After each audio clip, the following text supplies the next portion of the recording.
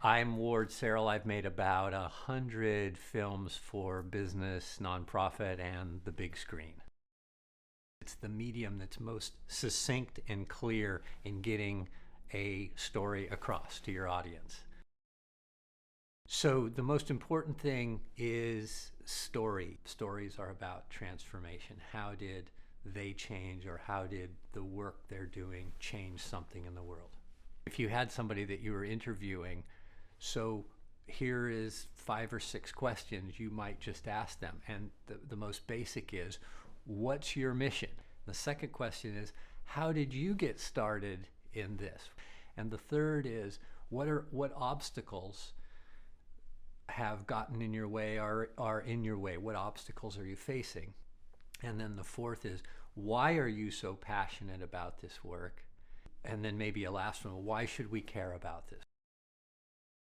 Use a tripod. Really, really basic. It allows the camera to be completely still and takes your mind off, having to move around. And we see micro movements, when people try to handhold.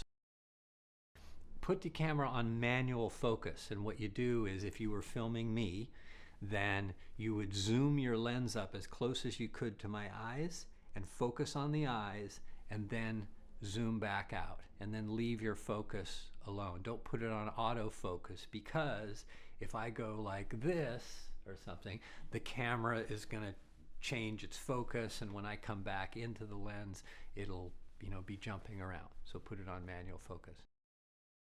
Get good sound. And so you want a microphone as close to your person as possible, and that could be as a boom mic if you have someone to do sound, or a lavalier mic is really good. If you are stuck with using a microphone on a camera, get the camera as close to the person as possible. And the most basic rule when you're filming a person is eyes in the upper third of the frame.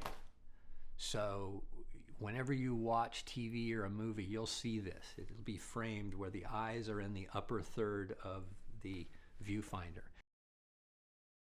And then what you want to do is something called shoot to edit. Let's say you've got a good interview. Then you want to say, okay, well, I don't want to just look at that person the whole time. So what else could I look at? So after the interview, you might film a little more of just focus on my hands, a person's hands, and say, could you keep talking a while and film some of that? Film something that's on the bookshelf. Film the elements in the room, and you got it made.